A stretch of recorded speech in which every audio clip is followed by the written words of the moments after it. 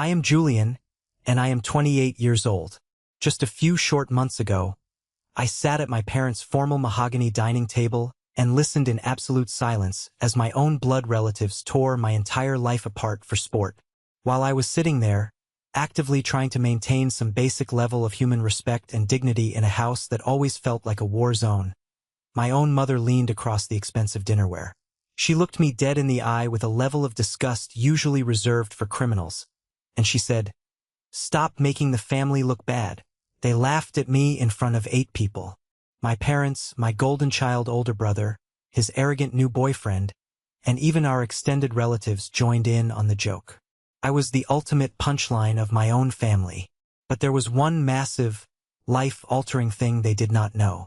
The high-level finance company they were all worshipping, the exact multi-billion-dollar firm my brother's boyfriend claimed to represent as a senior executive, was actively trying to buy out my tech startup. I was his boss's boss in the making.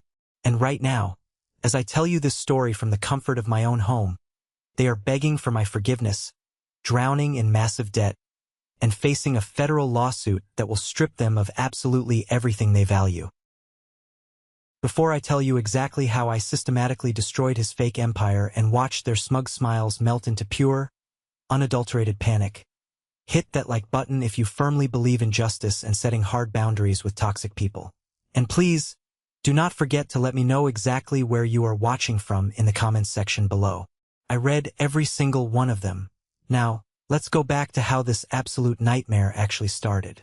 That Sunday dinner was supposed to be a standard family gathering. But if you grew up in a family like mine, you know there is no such thing as a casual meal. My mother, Evelyn, treats every single family dinner like a high-stakes public relations event for the entire neighborhood.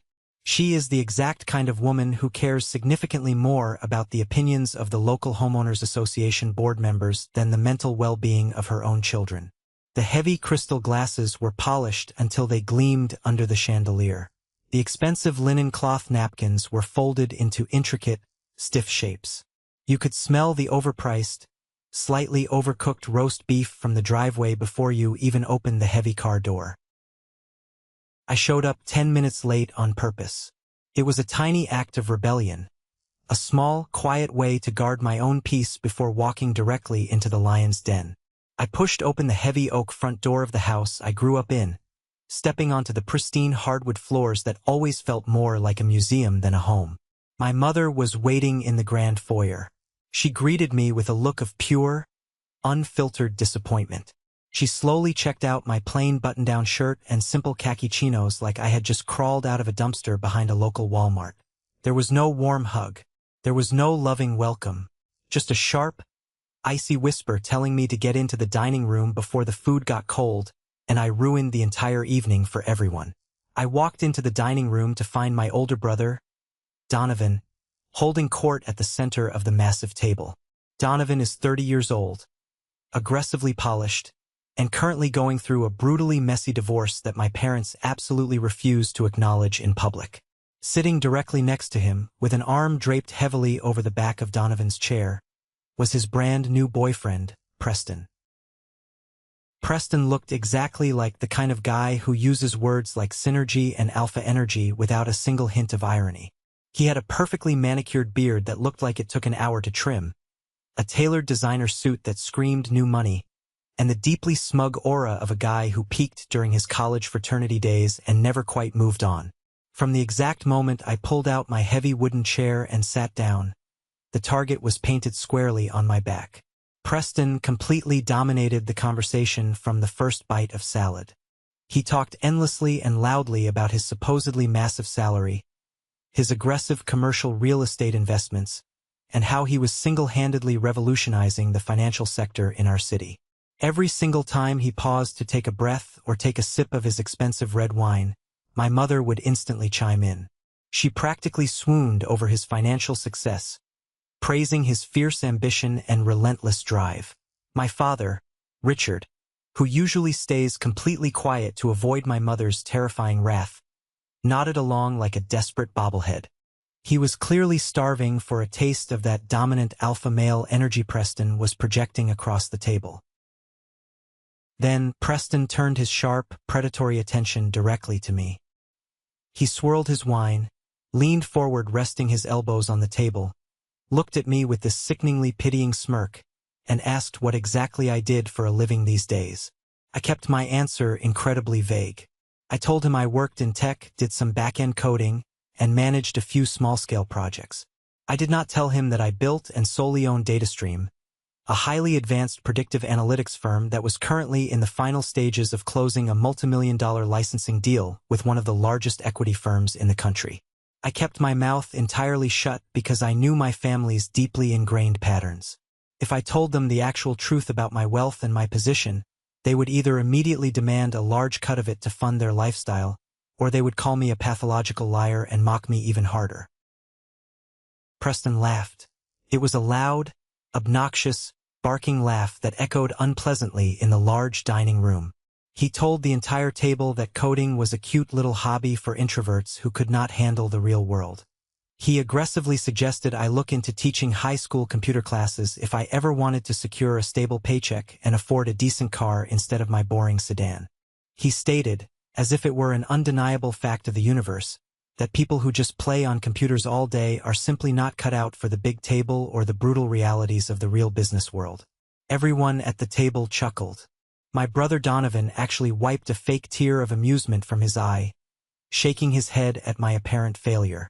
My dad slapped the solid wood table in enthusiastic agreement. I looked directly at my mother. I waited for her to step in. I waited for her to defend her youngest son, to draw a firm line in the sand, to demand basic respect in her own home.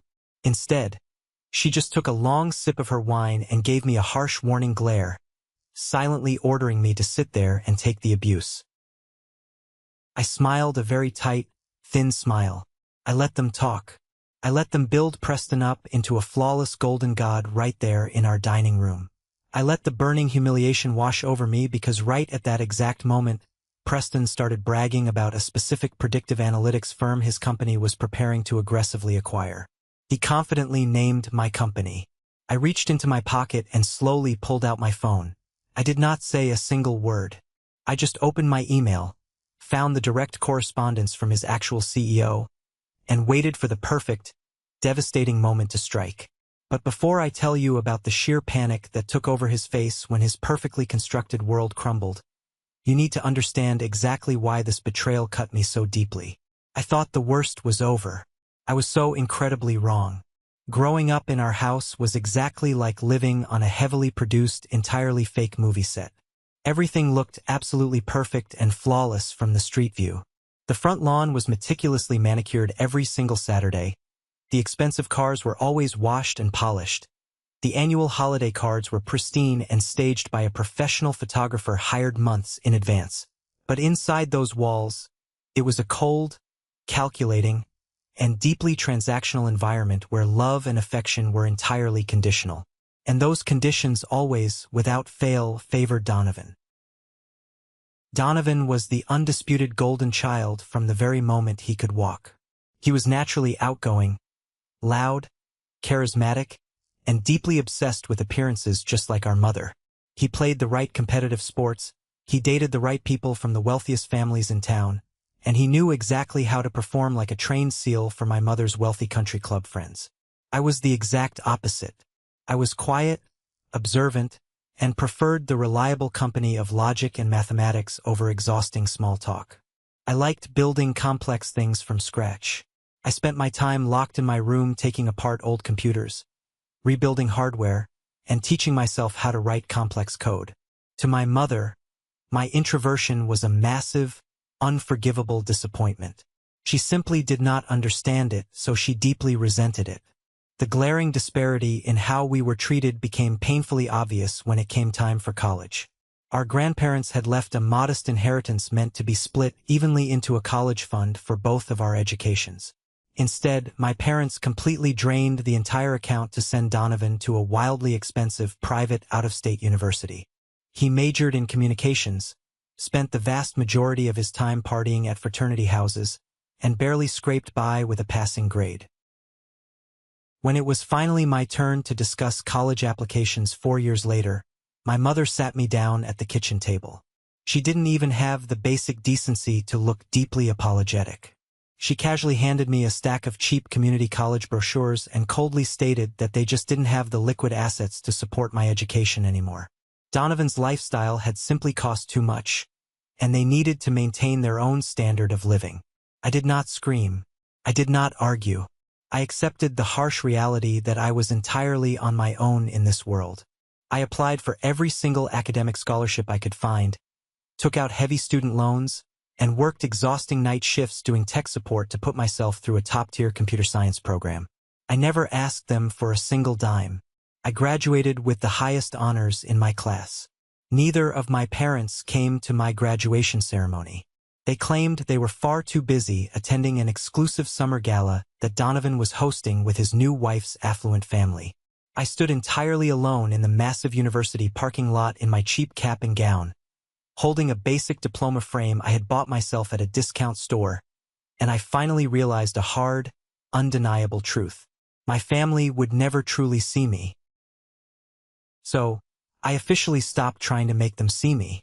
I put my head down, embraced the absolute silence, and worked. For 4 grueling years, I poured every single ounce of my energy, intellect, and time into building DataStream from the ground up. It was a brutally lonely and exhausting process. I lived in a tiny, drafty apartment, ate cheap instant noodles, and coded until my vision literally blurred and my fingers cramped. But the massive sacrifice paid off immensely. By the time I turned 26, my software architecture was quietly but rapidly being adopted by mid-level financial institutions across the state. I made enough capital to aggressively pay off all my student loans in one lump sum, invest heavily in diversified portfolios, and buy a beautiful, spacious house in a quiet, upscale neighborhood entirely in cash. I had zero debt. I had no mortgage. I had total, absolute financial freedom. But I kept my massive success completely under the radar. I intentionally drove a reliable, unassuming sedan. I wore plain, unbranded clothing. Whenever I visited my parents for mandatory Thanksgiving dinners or stiff holidays, my mother would purposefully hand me printed job applications for retail management positions or entry-level IT roles. She would sigh heavily, shake her head in dramatic disappointment, and tell me that if I just applied myself and learned how to network properly, I could eventually earn a decent salary and be somewhat successful like Donovan. I never once corrected her. I let her fully believe I was struggling financially because it was significantly easier than fighting the inevitable, aggressive demands for money that would surely come if she knew my true net worth. Then, Donovan's perfect, carefully curated life shattered into a million pieces. His marriage fell apart in a spectacularly public and humiliating way. His ex-wife hired a ruthless, high-powered lawyer and took him to the absolute cleaners in the divorce settlement. He lost the luxury house, the expensive leased cars, and his perceived high society status.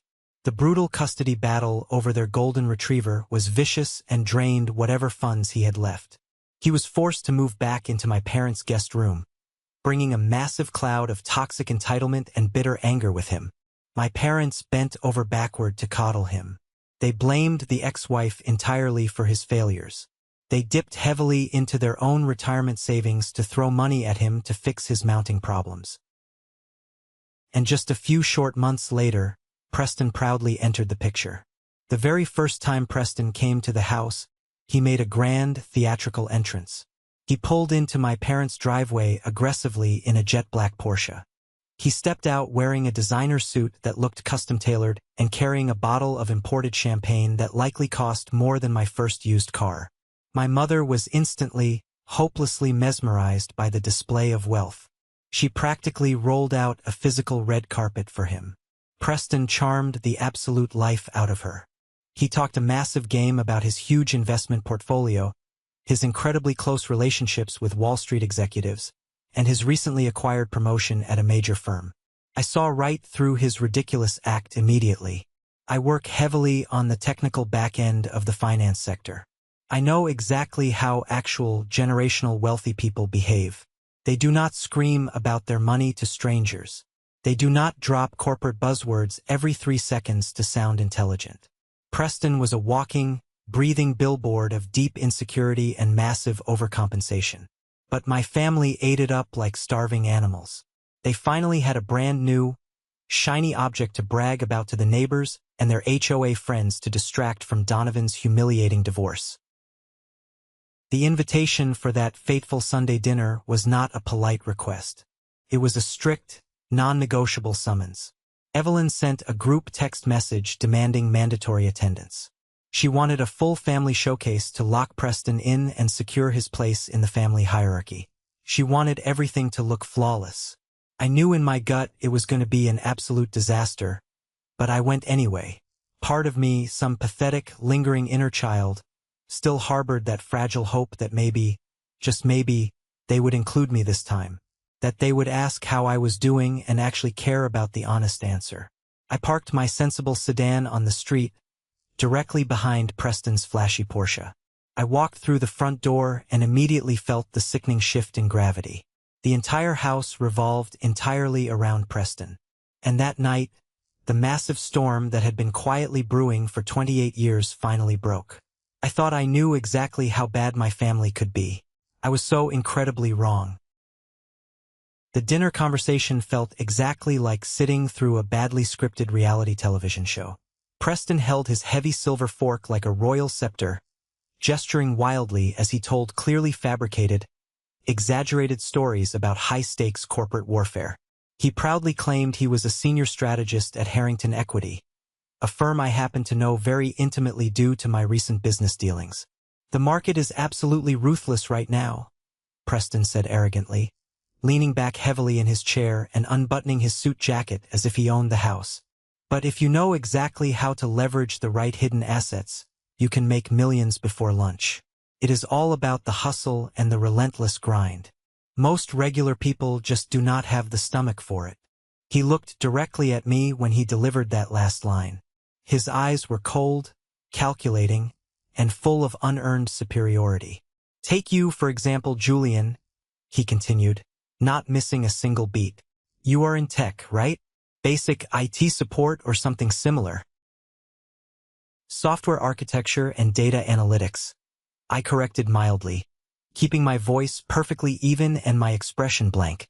Preston scoffed loudly, a harsh sound that cut through the room. Right? Code monkey. Look man, there is absolutely no shame in it. We need guys in the back room to fix the routers when the Wi-Fi goes down so the real players can do the actual work. But if you ever want to step up to the big leagues, you need to deeply understand real-world economics.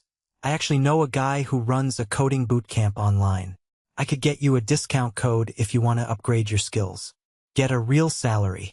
Maybe move out of whatever cramped apartment you are currently renting. Donovan snickered loudly from across the table. Julian does not care about money or status, Preston. He is an artist. He likes sitting in the dark with his computer screen. He has always been weird like that. I felt my jaw physically tighten. I looked over at my father, desperately hoping for a shred of paternal defense. Just one word to shut this down. Richard was swirling his expensive scotch, a wide, accommodating grin plastered on his face. Preston is absolutely right, Julian. You cannot hide behind a computer screen forever. It is time you seriously thought about your financial future. You do not have a 401k. You do not own any real estate property. You need to wake up and take detailed notes from guys like Preston. My own father, mocking me directly in front of a total stranger. Assuming I had absolutely nothing simply because I chose not to aggressively flaunt it. I had more liquid cash sitting safely in a single index fund than my father had managed to save in his entire working life. I took a slow, deep breath to steady my racing heart. I am doing just fine, Preston. But I sincerely appreciate the unsolicited career advice from someone who clearly has it all figured out. Preston's eyes narrowed instantly. He did not like being challenged, especially by someone he deemed completely beneath him in the social hierarchy. He aggressively doubled down. He spent the next 20 excruciating minutes absolutely tearing into my character, my quiet lifestyle, and my perceived lack of ambition. He essentially called me a financial bottom feeder. He said lazy guys like me were the exact reason the national economy was stagnant. And through it all, my family laughed. They nodded eagerly. They agreed with every single vicious insult. I pushed my heavy wooden chair back. The legs scraped loudly and harshly against the pristine hardwood floor. The entire table went dead silent. Before I could say a single word, my mother forcefully stood up. She marched over, grabbed my arm, her sharp manicured nails digging painfully into my skin. "Julian, help me in the kitchen. Right now." She practically dragged me through the swinging kitchen door. The exact second we were out of earshot from the dining room, her face twisted into a terrifying mask of pure, unfiltered fury. "What in the world is wrong with you?" she hissed, her voice trembling with intense rage. "What is wrong with me?" I fired back, keeping my voice dangerously low. "Your honored guest has been verbally insulting me for half an hour, and you are all sitting there clapping for him like an audience. Preston is incredibly successful." Evelyn snapped fiercely, pointing a trembling finger at my chest. "He is exactly what Donovan needs right now after his horrible divorce. He has elite connections. He has vast wealth. He brings actual value to this family name. You are sitting out there sulking and being horribly defensive because you are deeply jealous of him. I will not let you ruin this important night. You will go back out there, you will formally apologize for your rude tone, and you will stop making this family look bad." I stared at her. I looked deeply into the eyes of the woman who birthed me, the woman who was fundamentally supposed to love and protect me unconditionally. I saw absolutely nothing but vanity, desperate social climbing, and cold calculation. She was perfectly, happily willing to feed me directly to the wolves if it meant keeping her shiny new son-in-law happy. Something fragile inside me finally snapped. Not in a loud, explosive way. It was a quiet, cold, and permanent fracture of my very soul. I turned around and walked back into the dining room. I did not apologize. I sat down heavily and picked up my water glass, my face a mask of complete indifference. A few minutes later, the front doorbell rang. It was my cousin Marcus. Marcus was the known family gossip, a guy who always played both sides of every fence to see where he could gain the most advantage. He walked in, grabbed a plate of food, and sat directly next to me. He leaned in close, smelling strongly of cheap cologne. "Hey man, you look incredibly tense," Marcus whispered softly, feigning concern. "Preston giving you a hard time? Do not even worry about him. He seems like a massive jerk. I have got your back, Julian." For one brief, stupid second, I felt a massive wave of relief. I thought I actually had one single ally in the room. I leaned over and muttered quietly, "The guy is a complete fraud, Marcus. I am having a friend look into his professional background. Something is not right with his story." Marcus patted my shoulder reassuringly. "Smart move, bro. Let me know exactly what you find out." 10 minutes later, I excused myself to go to the hallway bathroom. As I walked back, I saw Marcus standing in the shadowed alcove near the main staircase. He was holding his phone, typing furiously with a massive smirk on his face. I stopped walking and watched silently as my mother approached him from the kitchen. "Did he say anything to you?" Evelyn asked urgently in a hushed whisper. Marcus smirked wider. "Yeah. Julian is completely losing his mind. He is so wildly jealous he said he is going to hire someone to investigate Preston's background. He is completely unhinged and desperate, Aunt Evie." My mother sighed heavily, rubbing her temples dramatically. "Typical Julian. Keep a close eye on him, Marcus. Do not let him cause a scene and ruin this dinner." I stood frozen in the shadows, my blood physically turning to ice. The betrayal was absolute and total. My mother, my father, my brother, my cousin. Every single one of them was actively conspiring against me. They were not my family anymore. They were just strangers I happened to share DNA with. I walked back to the table, my face a mask of solid stone. Preston was in the middle of another grand, arrogant speech to his captive audience. "Actually," Preston said loudly, purposefully making sure I was listening as I sat down, "my firm is about to make a massive, game-changing acquisition. It is highly classified, but we are aggressively absorbing a predictive analytics company. a little struggling startup called DataStream. We are going to buy them out completely, gut their entire leadership team, and absorb their tech for our own exclusive use. Those code monkeys will not even know what hit them. They will be begging us for basic server maintenance jobs by next month. I stopped dead in my tracks. DataStream, my company. I sat down slowly, perfectly calm. I pulled out my phone. I opened my secure, encrypted email client. I had 3 unread messages from Mr. Harrington himself, the actual CEO of Preston's firm, practically begging me to quickly agree to the licensing terms I had aggressively dictated just the day before. I looked at Preston. He was grinning wildly, completely soaking in the desperate admiration of my family.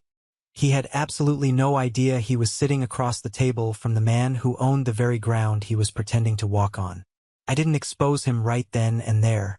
No, that would have been far too easy. I wanted to completely destroy his life. I wanted to burn his fake empire to the ground and make absolutely sure my toxic family watched it turn to ash. I thought I was just going to ruin his career. I was so incredibly wrong about how deep the dark rabbit hole went. The very next morning, I did not go to a traditional office. I walked into my home study, firmly locked the heavy wooden door behind me, and opened my secure laptop. I was not just a standard software architect. I built incredibly complex systems that analyze massive amounts of raw data to find hidden patterns.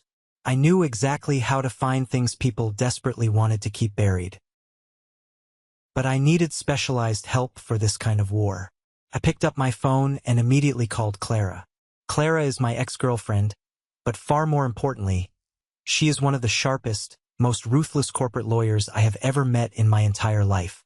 We broke up very amicably a year ago because we were both dangerously obsessed with our own careers, but we remained fiercely loyal to each other. I also called Felix, a brilliant cybersecurity specialist I had heavily contracted for DataStream's back-end infrastructure. We met at a quiet, dimly lit coffee shop downtown, far away from prying eyes. I laid every single piece of information out on the wooden table. I want absolutely everything you can find on Preston, I told them, handing Clara a slip of paper with his full legal name. He claims he is a senior strategist at Harrington Equity. He drives a brand new Porsche. He wears $50,000 watches. But his story fundamentally does not line up. Felix cracked his knuckles, pulling his heavy laptop from his messenger bag. Give me 24 hours. I will find out what he had for breakfast 3 years ago and exactly who paid for it. Clara carefully looked at the detailed notes I had taken during the dinner. She frowned deeply, her killer lawyer instincts kicking in immediately.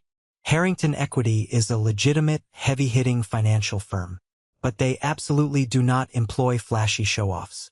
Harrington himself is old money, very conservative, and hates bad press. If Preston is really running point on the DataStream acquisition, I would have seen his name listed on the preliminary legal dockets. I have not seen it once. They went straight to work. Over the next 3 days, my home study turned into a literal war room. Felix aggressively dug through public records, deleted social media archives, and obscure property registries. Clara pulled deep corporate filings and cross-referenced them with Harrington Equity's public and private employee rosters. What we found was absolutely breathtaking in its sheer audacity and staggering stupidity. First, the fancy Porsche. It was a long-term rental, leased under a fake shell LLC that was registered to a P.O. box in a strip mall. The designer suits, rented from a high-end online subscription service. The expensive watches, extremely high-quality knockoffs imported from overseas. But that was not even the worst part. Clara successfully pulled the official employee records for Harrington Equity. Preston was absolutely not a senior strategist. He was not anywhere near the executive track. He was a mid-level, high-turnover sales broker. His sole job was to cold call high-net-worth individuals from a cubicle and aggressively pitch them standard, boring portfolio management packages. He had absolutely zero involvement in the DataStream acquisition. He had likely just heard whispers about it in the corporate break room and decided to use the confidential information to sound incredibly important at my family's dinner table. It gets significantly worse, Julian, Felix said grimly over a secure. Encrypted video call on Thursday night. Look at this. He shared his screen, pulling up a complex web of offshore bank routing numbers and a heavily encrypted website forum that took him hours to crack. Preston is not just faking his wealth, Felix explained, tracing a digital red line connecting the various bank accounts. He is running a massive illegal side hustle, and it is dirty as hell. He is working with a guy named Victor. They are running a textbook Ponzi scheme specifically targeting vulnerable retirees in wealthy gated communities. They aggressively promise guaranteed high-yield returns on fake crypto and commercial real estate ventures. They take the new investors' money to pay off the early ones and pocket the rest to fund Preston's fake millionaire lifestyle. It is massive, federal-level fraud. I stared blankly at the glowing screen, my stomach physically turning over. My brother was planning to marry this incredibly dangerous man.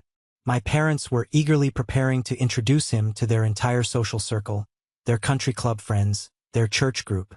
Preston was absolutely going to use my family's established network to find his next wealthy victims. He was going to drain their retirement funds. Do we have enough hard evidence for the authorities? I asked Clara, my voice completely cold and devoid of emotion. She smiled. It was a cold, predatory, terrifying smile. I have already drafted the comprehensive whistleblower complaint. We have the exact routing numbers, the IP addresses, the fake pitch decks, and a clear paper trail of the stolen money. I am sending it directly to my personal contacts at the SEC and the FBI Financial Crimes Division. We are preparing a massive lawsuit. But Julian, you need to understand something clearly. When this drops, it is going to be absolutely nuclear. Your family will be deeply caught in the public blast radius. They made their choice, I said. My voice was perfectly steady. I did not feel any sadness anymore. I just felt a cold, hard, unyielding clarity. 2 days later, an ornate, ridiculously expensive gold-foiled envelope arrived in my mailbox. It was a formal invitation to Donovan and Preston's wedding, which had been mysteriously fast-tracked and was scheduled to take place in exactly 3 weeks at a luxury country club. Attached to the expensive cardstock was a passive-aggressive sticky note in my mother's looping handwriting. We expect you to be on your absolute best behavior. Wear a proper suit. Do not embarrass us. I took out a heavy black pen. I forcefully checked the box that said, "Joyfully accepts." I added Clara's name as my +1. I walked to the street corner and dropped it in the mail. I spent the next 3 weeks meticulously preparing for war. I finalized the highly lucrative licensing deal for DataStream directly with Mr. Harrington. During our final celebratory Zoom call, I casually mentioned that my older brother was getting married and that one of his own employees, a man named Preston, was the groom. Mr. Harrington looked deeply surprised. He said he barely knew Preston, but as a professional courtesy to me, the man who currently held the keys to the advanced technology his firm desperately needed, he would personally attend the wedding reception. The pieces were perfectly in place. The trap was meticulously set. My family wanted a grand show. They wanted a flawless public performance to prove to the world how elite and untouchable they were. I was going to give them the greatest, most devastating show of their entire lives. Let's pause for a moment. Thank you for staying with me this far. You're truly amazing. Please help me by liking the video and commenting the number 1 below so I know you've been here with me until this point. This not only helps more people discover this story, but also lets me know that my experiences mean something to someone. Your support is the greatest motivation for me to keep sharing the rest of this journey. Have you ever faced something similar with your own family? Share your story in the comments below, and don't forget to like and subscribe so you don't miss the next journey. The day of the wedding arrived with the kind of aggressively perfect, unseasonably warm weather that my mother, Evelyn, probably believed she had personally orchestrated through sheer force of will and endless complaining to the event staff. The venue they had chosen was a wildly expensive, hyper-exclusive country club located about an hour outside the city limits. It was the exact kind of place that required a massive initiation fee, a strict dress code just to walk past the wrought iron front gates, and a bank account that most people could only dream of. The sprawling green lawns were perfectly manicured to the millimeter. The massive white event tents were erected with absolute military precision, and the air smelled heavily of imported orchids and desperate social climbing. I pulled up to the valet stand in my standard, unassuming sedan. Clara was sitting next to me in the passenger seat, looking absolutely breathtaking and completely lethal. She wore a tailored, deep emerald green gown that looked completely effortless but cost more than most people's monthly salary. She had her leather legal briefcase tucked securely into the trunk, containing hard physical copies of the whistleblower complaint, the offshore banking routing numbers, and the undeniable proof of massive federal fraud. We were not there to celebrate a union of love. We were there to perform a heavily calculated, precise surgical strike on a deeply toxic illusion that had plagued my entire existence. As we walked slowly up the sweeping stone staircase toward the main reception area, the sheer scale of the financial irresponsibility on display was genuinely staggering. Considering my older brother Donovan had just recently gone through a notoriously brutal divorce that completely wiped out his savings, destroyed his real estate investments, and resulted in a vicious custody battle over his pets, the level of opulence here was sickening.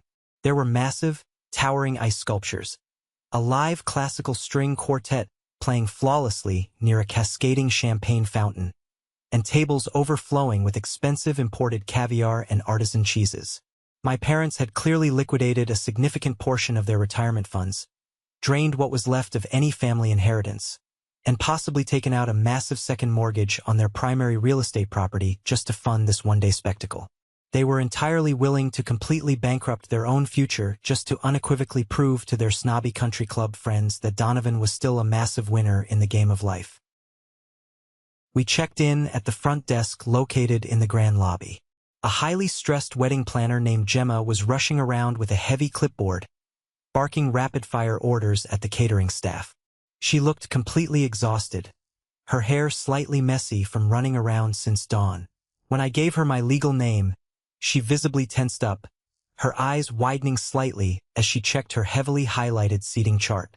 My mother had actually seated me at a small, drafty table in the absolute far back corner of the massive ballroom, positioned right next to the loud swinging kitchen doors and the public restrooms. I was seated entirely with distant, elderly cousins and a few older neighbors that absolutely no one else wanted to talk to.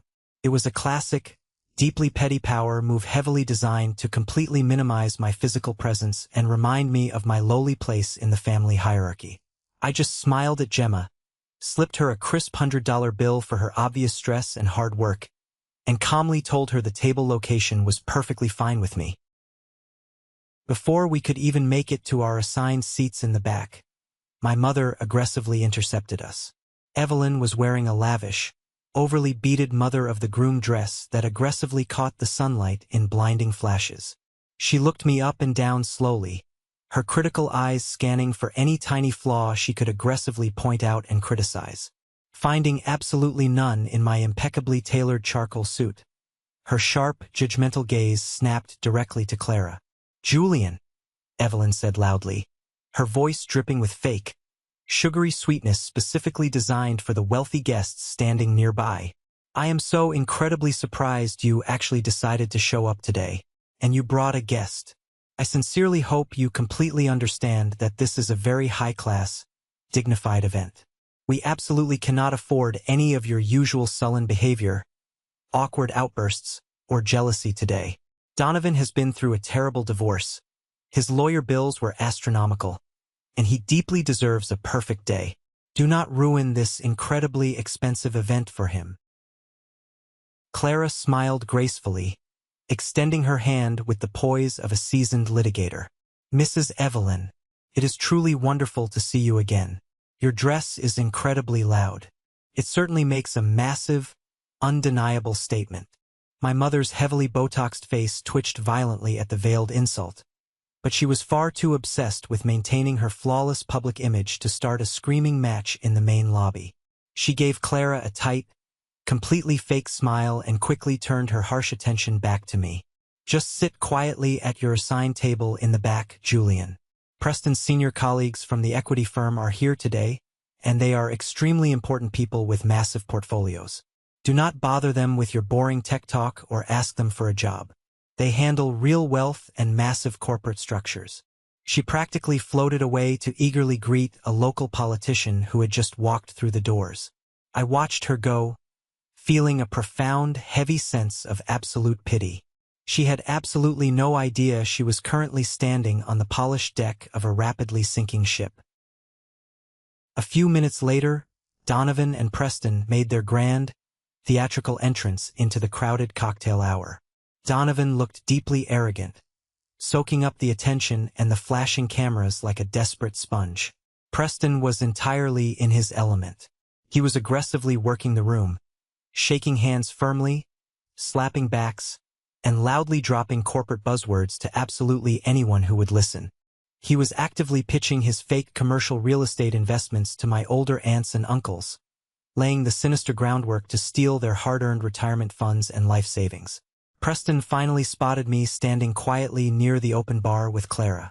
He marched directly over, a massive, incredibly smug grin plastered across his face. He held a heavy crystal glass of expensive bourbon in one hand and adjusted his fake designer watch with the other. "Julian, you actually made it out of your dark little basement," Preston said loudly, intentionally raising his voice to draw the attention of the surrounding wealthy guests. "I am genuinely surprised you could actually afford a suit that nice on a basic IT support salary. Did you have to dip heavily into your emergency savings for that? Or did you take out a high-interest loan?" I took a slow, calm sip of my sparkling water. "I managed to scrape the meager funds together, Preston. It is a very big, important day. I absolutely would not miss this incredibly revealing event for the world." Preston chuckled, a deeply arrogant, grating sound. "Well, enjoy the free gourmet food, man. Listen, I actually talked to a buddy of mine in human resources at my firm. They might have a low-level data entry position opening up next quarter. The base salary is pretty basic, but it comes with decent health insurance and a small college fund matching program. If you ask me nicely, I might put in a good word for you. Everyone needs a desperate handout sometimes." "I am completely satisfied with my current position and my salary," I replied, my voice completely deadpan and entirely devoid of emotion. "But I do find your generous offer incredibly fascinating. Tell me, Preston, how exactly are things going at Harrington Equity? Are the massive corporate acquisitions and high-stakes buyouts moving along smoothly?" Preston puffed out his chest proudly, completely taking the bait without a second thought. "Oh, absolutely. The multimillion-dollar deals I am currently structuring are completely revolutionizing the financial market. In fact, that little tech startup I mentioned at your parents' dinner, DataStream, we are essentially finalizing the hostile takeover right now as we speak. I have the CEO of that pathetic little company practically eating right out of the palm of my hand. The poor, stupid guy doesn't even know his entire life's work is about to be entirely liquidated." Clara took a slow, elegant sip of her champagne to completely hide her massive, knowing smirk. I simply nodded slowly, looking him dead in the eye. "That is a truly remarkable story, Preston. Truly incredible business strategy." Right at that exact moment, the heavy mahogany doors of the main ballroom opened, and a highly distinguished older gentleman walked in. He was wearing a classic, impeccably tailored suit that did not need flashy designer labels to scream extreme generational wealth. It was Mr. Arthur Harrington, the actual CEO and billionaire founder of Harrington Equity. He walked with quiet, undeniable authority, completely ignoring the flashy ice sculptures and immediately scanning the crowded room. Preston did not even notice him enter. Preston was entirely too busy admiring his own reflection in the mirrored bar and bragging about his fake accomplishments. But I noticed him immediately. I gave Mr. Harrington a brief, highly respectful nod from across the crowded room.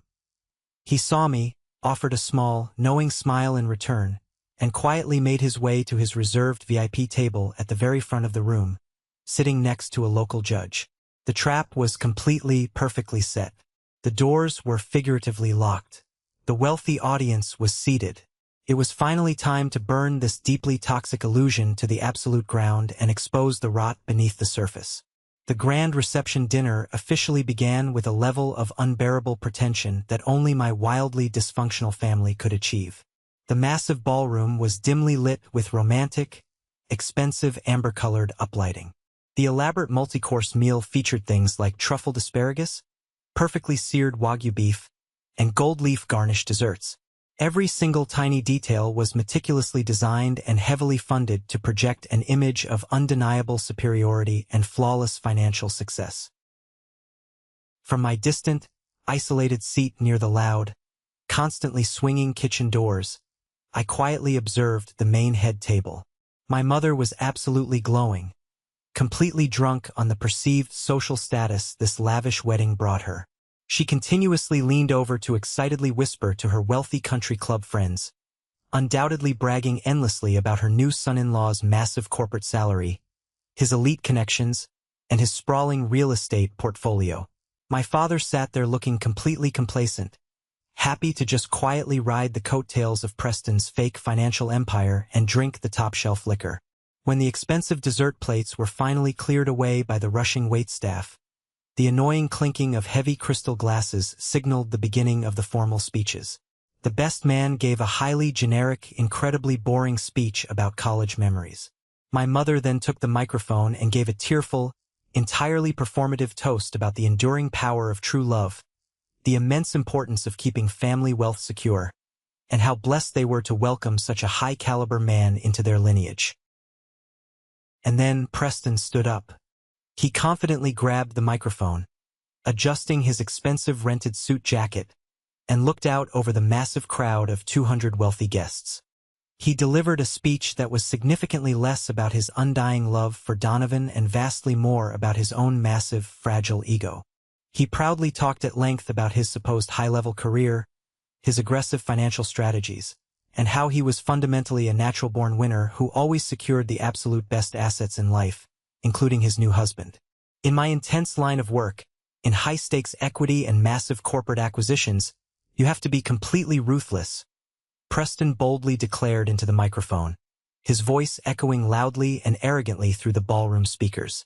You have to know exactly how to spot the weak players and ruthlessly eliminate them. Just this week, I personally secured the final legal framework for a massive buyout of a tech company.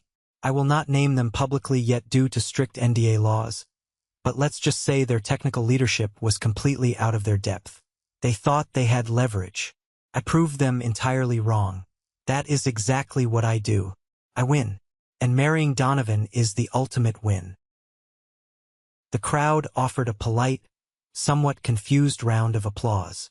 Bragging aggressively about corporate takeovers and crushing competitors at a wedding was incredibly tacky, but my family happily clapped the loudest, completely blinded by their greed. As the scattered applause slowly died down, I stood up from my chair at the very back of the room. I calmly buttoned my suit jacket. I picked up my phone and a small, highly secure encrypted USB drive. I began walking slowly, purposefully, and deliberately down the long center aisle, heading directly toward the brightly lit main stage. The entire ballroom went completely, deafeningly silent. Hundreds of eyes turned to watch my unscripted approach. My mother's face instantly dropped into a terrifying mask of pure, absolute panic. She aggressively hissed my name from the head table, gesturing wildly and frantically for me to sit back down before I ruined her perfect night. I completely ignored her desperate commands. I walked up the small set of stairs, approached the podium, and gently tapped the microphone. "Excuse me. I would like to say a few brief words.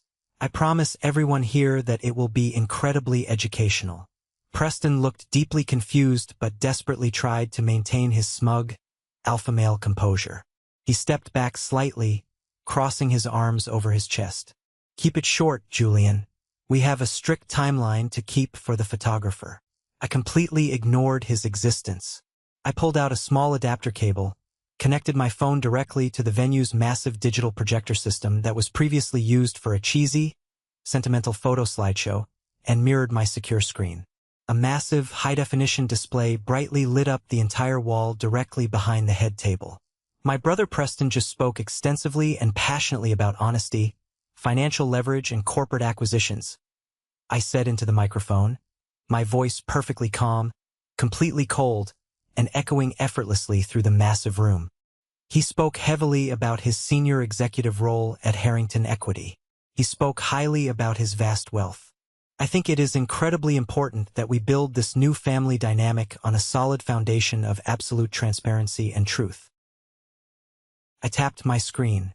The first legal document flashed massively on the wall for everyone to see.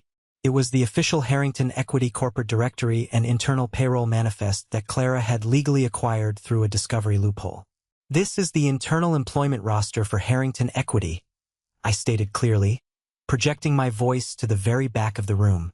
I used a digital laser pointer on my phone app to highlight Preston's legal name in bright red. Preston is absolutely not a senior corporate strategist. He is not a director of acquisitions. He is a Tier 2 mid-level cold call sales broker. His base salary is exactly $65,000 a year before taxes. He has absolutely zero legal authority to negotiate any corporate acquisitions whatsoever. A loud, collective gasp rippled violently through the massive ballroom. My mother physically grabbed the sharp edge of the heavy table, her face rapidly draining of all color until she looked like an absolute ghost. Donovan stared at the massive screen in absolute, stunned confusion, his jaw slightly open. Preston lunged forward aggressively, his face flushing a dark, furious, terrifying red. "Turn that off right now. This is a massive, illegal breach of privacy. He is completely lying. Turn it off, you jealous freak." I simply took one step back, keeping the microphone firmly in my hand. "I am absolutely not finished, Preston." I swiped the screen. A new, far more damning legal document appeared. It was a complex, detailed flowchart showing multiple offshore routing numbers, heavily encrypted bank transactions, and fake commercial real estate portfolios tied directly to his name.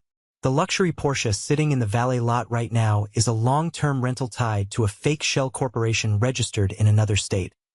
I continued ruthlessly, my voice cutting through the rapidly rising panic in the room like a surgical scalpel. The expensive designer suits are rented, but far more importantly, the funds Preston uses to maintain this massive illusion of wealth are entirely stolen. Over the past 2 years, Preston and his associate Victor have been running a highly aggressive, deeply illegal Ponzi scheme. They have been systematically targeting the retirement funds, pension plans, and college funds of vulnerable senior citizens, promising massive returns on completely fake real estate investments. The silence in the room was no longer just confused. It was heavy, suffocating, and deeply terrifying. Several of my older relatives, the exact wealthy people Preston had been aggressively pitching to during the cocktail hour, began to shift nervously in their seats, looking at each other in sheer, unadulterated horror. "You little punk!" Preston screamed loudly, completely losing his polished facade. His hands were shaking violently, his voice cracking under the intense pressure. "You have absolutely no solid proof of anything. You are just a pathetic, jealous, low-level code monkey who is deeply obsessed with ruining my life because you are completely broke and lonely." I smiled. It was the absolute coldest, most satisfying smile I have ever physically produced in my entire 28 years of existence. "Actually, Preston," I said, leaning directly into the microphone so every single syllable was perfectly amplified and inescapable, "I am not a low-level code monkey. Remember that specific tech startup you just loudly bragged about acquiring? The one you claimed you were completely liquidating and firing the leadership of? The company is called DataStream." I swiped the screen one final, devastating time. It displayed the official, highly confidential licensing contract, complete with federal corporate seals, digital signatures, and massive financial figures. "I am the sole founder, the chief architect, and the 100% legal owner of DataStream," I declared, my voice ringing out with absolute, undeniable authority. "And I can publicly assure everyone in this room that Harrington Equity is absolutely not planning a hostile takeover. In fact, yesterday morning, I legally dictated the final terms of a highly lucrative, multi-million-dollar software licensing deal with them." Preston froze entirely. He looked exactly like a deer caught in the blinding headlights of a massive freight train. His mouth opened and closed repeatedly, but absolutely no sound came out. He looked desperately out into the crowded audience, searching for an escape that did not exist. From the front VIP table, Mr. Arthur Harrington slowly and deliberately stood up. He casually buttoned his classic suit jacket, adjusted his expensive silk tie, and looked directly at Preston with a gaze that could easily freeze boiling water. "I can completely confirm Mr. Julian's statement," Mr. Harrington said clearly, his deep, highly authoritative voice carrying effortlessly without the need for a microphone. "Julian is the sole legal owner of DataStream. Furthermore, Preston, effective immediately as of this exact second, your employment at my firm is permanently terminated. My internal legal team is actively cooperating with the federal authorities regarding your outside fraudulent activities. Do not ever step foot near my corporate building again, or you will be arrested for trespassing." The absolute main twist had been flawlessly delivered. The massive truth bomb had officially detonated. I stood quietly on the brightly lit stage and simply watched the beautiful, chaotic fallout as Preston's entire fake existence completely vaporized in real time. The immediate fallout following my presentation was a scene of absolute, unprecedented chaos that I will remember clearly for the rest of my life. The carefully constructed, wildly expensive facade of my family's perfect public image shattered into a million jagged pieces directly in front of 200 wealthy, judgmental guests. The sheer panic and raw humiliation in the massive ballroom were incredibly palpable, thick enough to cut with a knife. Preston completely broke down right on the stage. The confident, arrogant alpha male facade completely melted away in seconds, leaving behind a desperately cornered, pathetic rat. He physically stumbled backward, tripping over his own rented dress shoes and knocking over a massive crystal floral arrangement. It crashed heavily onto the polished wooden floor, sending water, shattered glass, and expensive orchids splashing violently across the stage. "Arthur, Mr. Harrington, please, sir. You have to listen to me," Preston aggressively begged, his voice cracking hysterically as he desperately tried to close the physical distance between the stage and the VIP table. "This is a massive misunderstanding. Julian is manipulating the raw data to ruin me. I was just trying to secure independent real estate investments for the firm's portfolio to increase our quarterly revenue." Mr. Harrington didn't even flinch at the pathetic display. He simply raised one hand, completely silencing the desperate begging.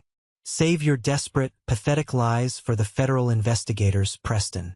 Clara, my trusted legal counsel, has already provided me with the comprehensive whistleblower documents. Your massive fraud is completely undeniable. You are completely finished in this financial industry.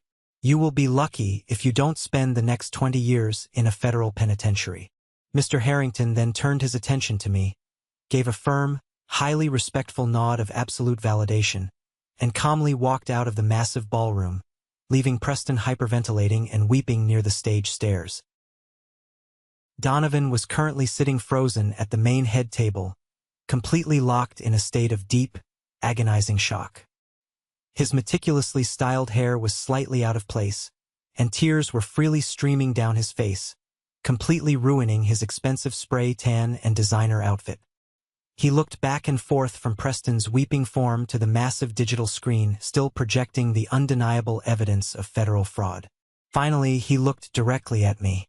The horrifying realization that he had aggressively mocked the only genuinely successful person in his family, and was now legally tied through marriage documents to a massive, debt-ridden criminal, was slowly crushing the very breath out of him. But the absolute most satisfying, revealing reaction came directly from my mother, Evelyn. Evelyn slowly stood up from her ornate chair. Her heavily manicured hands were violently shaking. She reached out to grab her expensive crystal wine glass, perhaps needing a drink to steady her nerves. But her fingers were trembling so aggressively that she completely missed the stem. The heavy glass tipped over, spilling dark red wine all over the pristine white linen tablecloth and onto her expensive beaded gown. The dark stain spread rapidly, looking exactly like fresh blood on a white canvas. "Julian," my mother gasped loudly, her voice a desperate, high-pitched wheeze that echoed the destruction of her social standing. "Julian, what in the world have you done? You have completely destroyed this entire family. You have completely humiliated us in front of the entire country club and all of our friends. How could you possibly be so incredibly selfish and horribly cruel to do this today? I calmly unplugged my phone from the venue's projector cable. The massive screen went completely dark, leaving only the amber ambient lighting in the quiet room. I walked slowly down the short stairs and stood directly in front of the head table. I looked down at the woman who had spent 28 years systematically making me feel completely worthless, invisible, and small. I did not feel any anger anymore. I did not feel sadness. I just felt a deep, profound sense of absolute emptiness regarding her entire existence. "I did not destroy this family, Mother," I said, my voice completely steady, completely cold, and entirely devoid of any familial warmth. "I simply turned on the lights to show you the cockroaches. You are the one who aggressively demanded perfection. You are the one who cared significantly more about the superficial opinions of these wealthy strangers than you ever cared about your own son's actual reality. You completely allowed that disgusting fraud to sit in our childhood dining room and aggressively humiliate me, all because he drove a rented car and wore a fake designer watch. You chose an illusion over your own blood." My father, Richard, finally found a tiny shred of cowardly courage.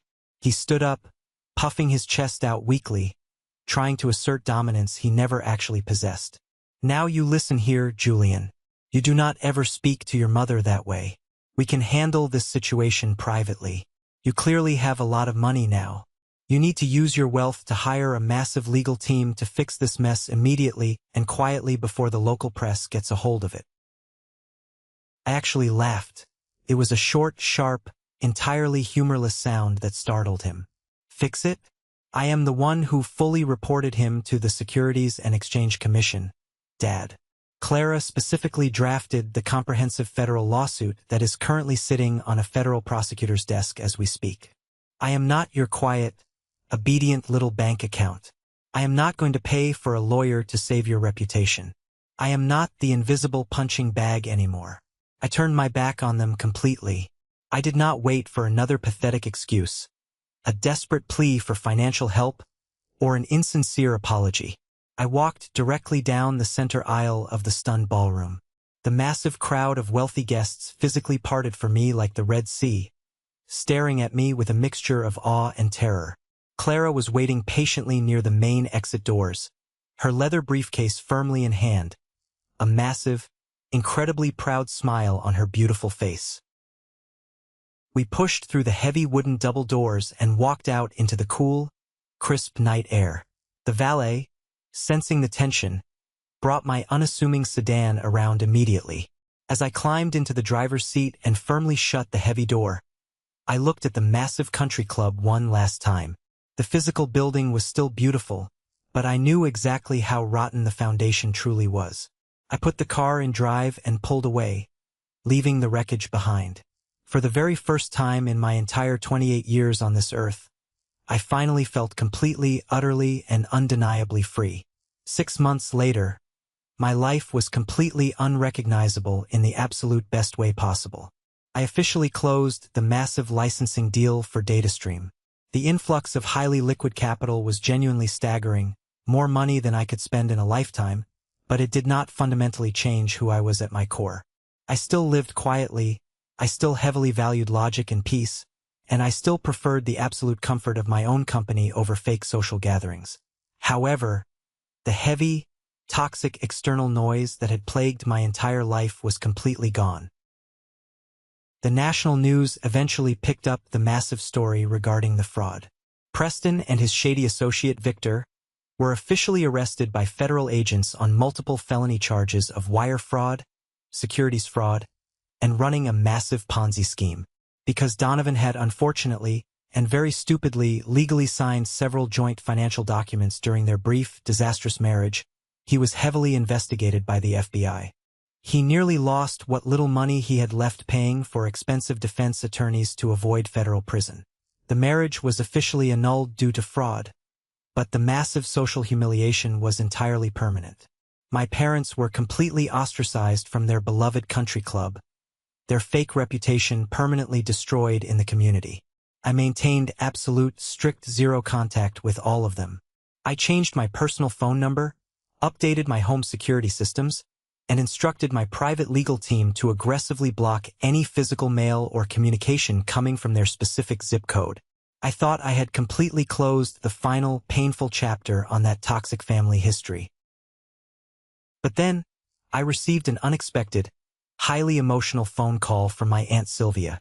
She was my mother's older sister, a deeply traditional woman who usually stayed entirely out of family drama.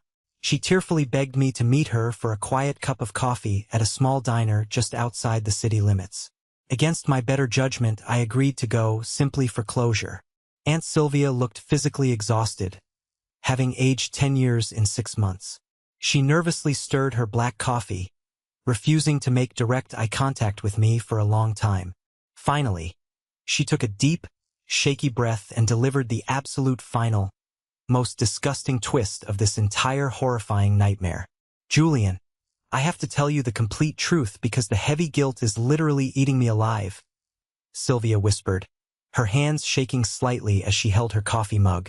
2 full weeks before the massive wedding, your mother accidentally found a series of highly aggressive final notice collection letters in Preston's expensive jacket pocket while he was staying in the guest room. She confronted him privately. Preston completely broke down crying and confessed to her that he was drowning in massive, insurmountable debt.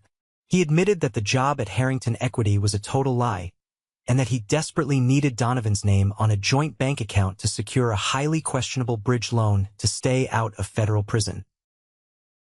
I sat completely frozen in the cheap vinyl diner booth. My analytical mind aggressively processed the horrifying, sickening information.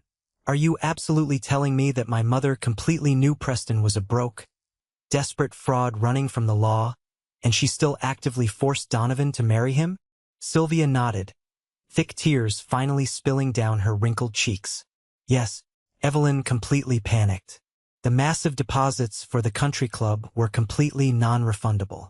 The local newspaper had already printed the highly detailed wedding announcements in the society pages. She told Preston to keep his mouth completely shut, smile for the professional cameras, and they would quietly figure out the messy finances and the lawyer fees after the wedding was officially over. She was absolutely terrified of the public humiliation of canceling a luxury wedding. She purposefully led Donovan directly into a financial slaughterhouse just to protect her stupid country club image. I felt a massive, deeply chilling wave of pure revulsion wash completely over my entire body.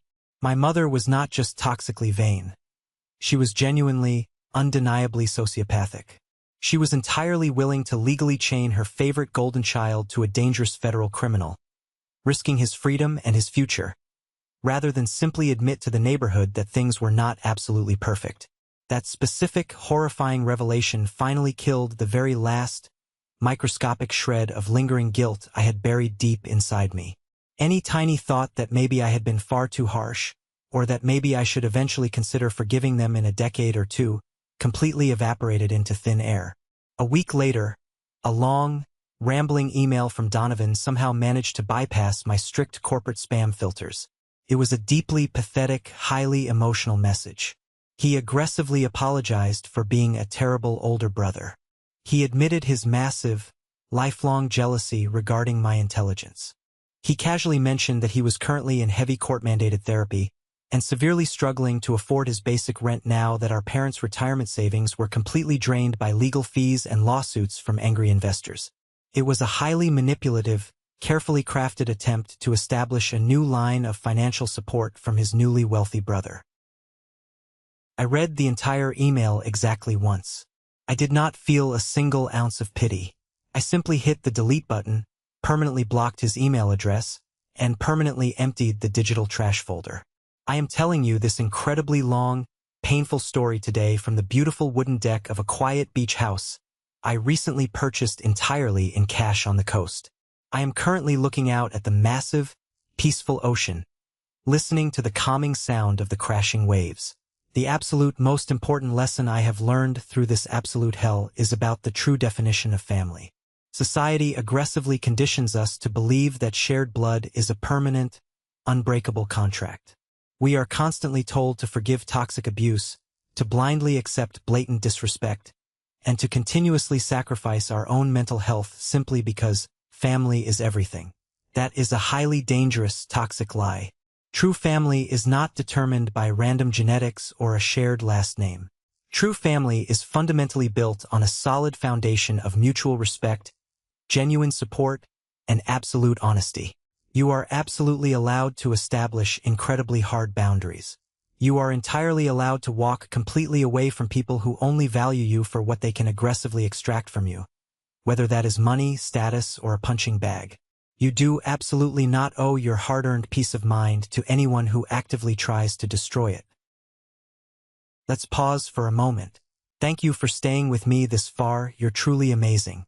Please help me by liking the video and commenting the number 1 below so I know you've been here with me until this point. This not only helps more people discover this story, but also lets me know that my experiences mean something to someone. Your support is the greatest motivation for me to keep sharing the rest of this journey. Have you ever faced something similar with your own family?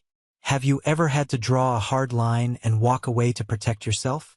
Share your story in the comments below, and don't forget to like and subscribe so you don't miss the next journey.